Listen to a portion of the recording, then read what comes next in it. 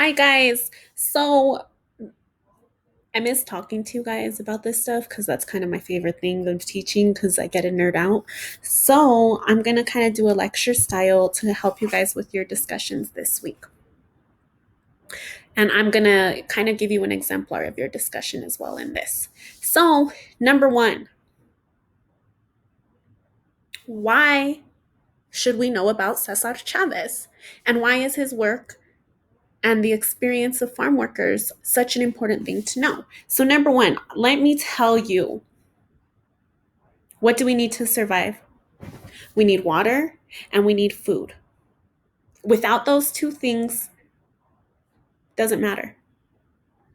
Without those two things, we will not survive. And it's not just us that are not going to be able to survive. It's Mother Nature, it's animals, all of those different things. Well, that's not completely true.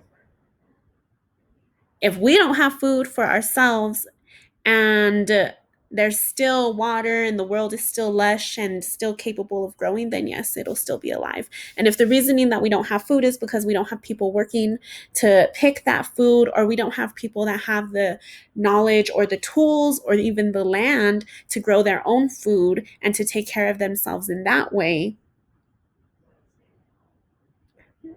nature will go on. The animals will survive. They will continue to eat. They will continue to be fine. But humans, it's another story. At the end of the day, I guarantee you, majority of students at our school don't know how to grow a garden. A lot of people my age don't know how. Now it's becoming a little bit more trendy, people having plants and all of those things. Like, see, I have my little plants. These plants actually were my dad's and a clipping from my mom's. But growing food and actually taking care of a garden and tending to it and ensuring that we have it, and not just ensuring we have it for this season, but throughout the year to feed us, isn't knowledge that everyone has at this point. At one point, it was. At one point, we couldn't go to the grocery store and pick up our food. Remember seventh grade? It was in the Indus Valley where we were able to finally see trade happening. We saw all these markets and all of these different things. And the Americas, same thing. You go to Mexico City and there are multiple mercados, and some of those mercados, those markets, are older than 600 years, like thousands of years old. They existed before the arrival of Europeans. So trade and coming together and humans getting goods and getting food, that's a common thing that's been going on in human history for a really long time. But to this extent, it's only been going on probably, I would say, the last 50, 60 years, since the 1950s. Canning food and having animals and things like that was still a pretty common thing for people in the 40s and 50s and 30s and 20s. Today, we don't know a whole lot of people that have their own animals.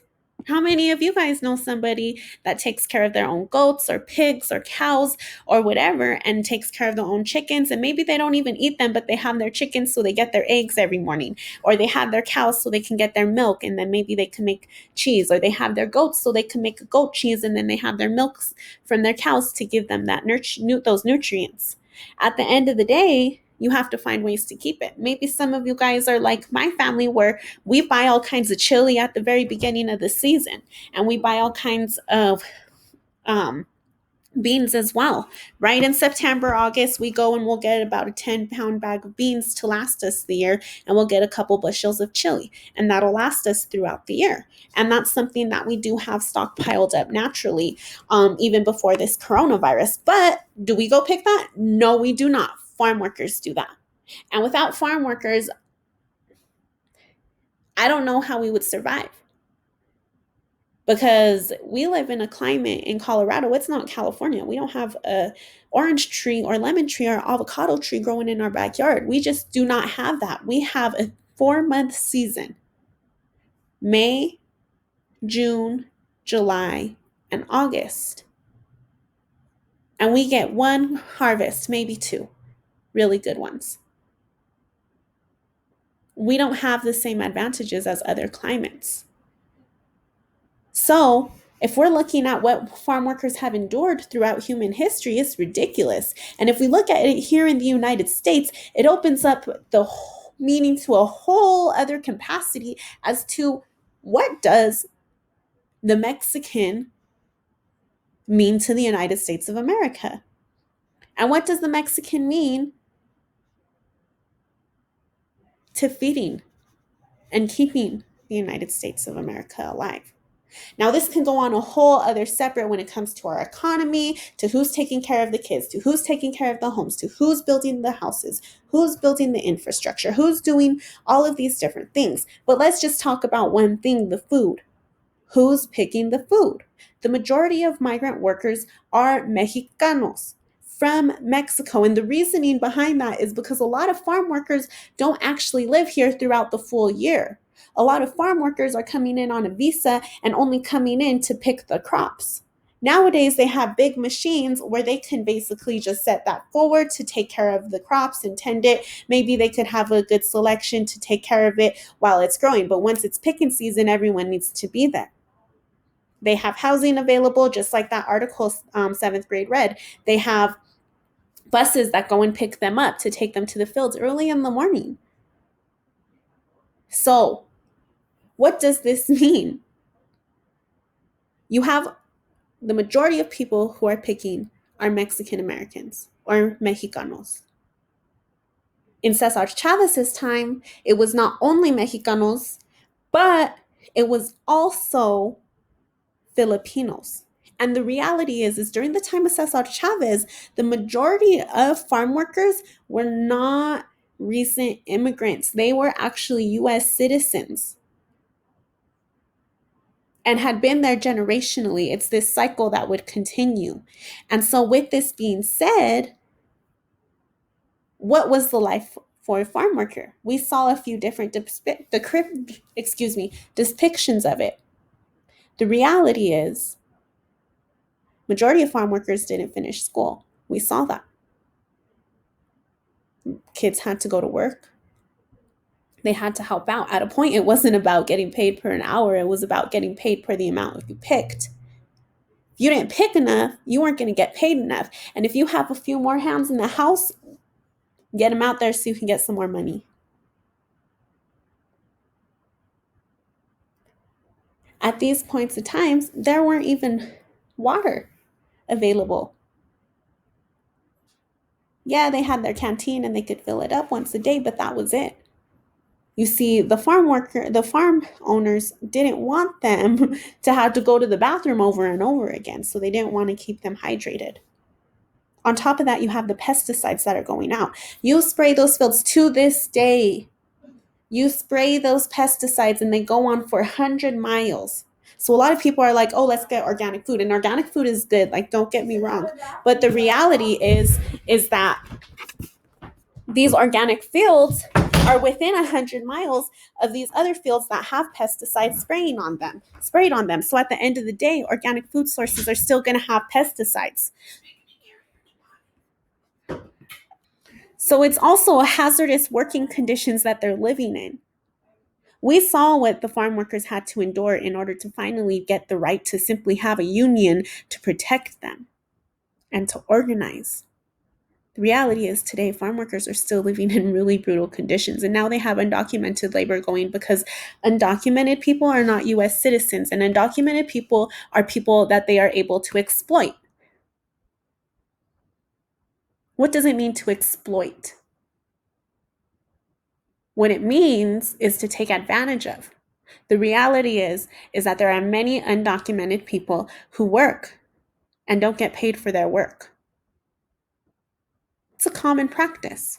That's why there's organizations like here in Denver, we have Centro Humanitario, where undocumented folks are able to go to them to ensure that they're having work, but also work that's going to pay them.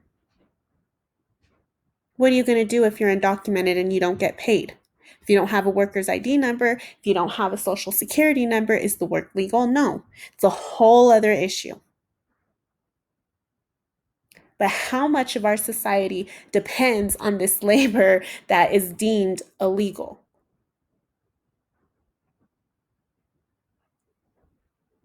And now we have a whole other layer of exposure, the coronavirus. Farm workers have to work through every single thing. There was all these fires going on in California, and guess what? Farm workers had to work in these conditions, really, really bad conditions. I mean, the fire within 10 miles of them and smoke going into their lungs. What do you think's going to happen to them already with the pesticides, all of these different things that are going into their lungs? And now the corona. And what it comes down to is that COVID-19 is a real virus, and they're expected to work through it because we continually have to feed the people. But get this, guys, it was recently announced that there's going to be a shortage on meat.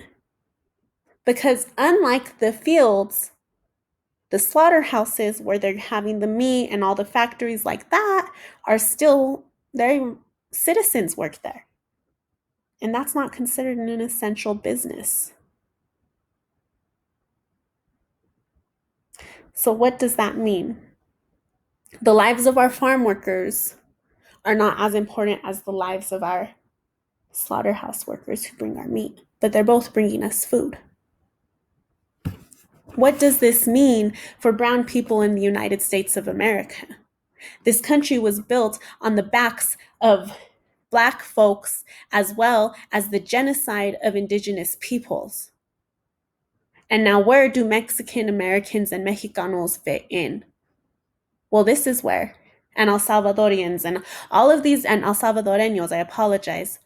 All of these different peoples that come from the Americas who come from this mixed lineage of being half Spanish and half Indian, half Native American. We are indigenous to this land and they constantly want to take that from us, but they depend on our labor. I think that it's really important for us to look at the experiences of farm workers between the time of Cesar Chavez, when we saw him take a 25-day fast and to get beaten in the streets, to today, where farm workers are still expected to sacrifice and endure things that others are not expected to go through. With one commonality, multiple commonalities, but one being they're Mexican American or Mexicano or El Salvadoreño, Guatemalan. They're people of the Americas. They're the mixed peoples that came out of the conquest of this land.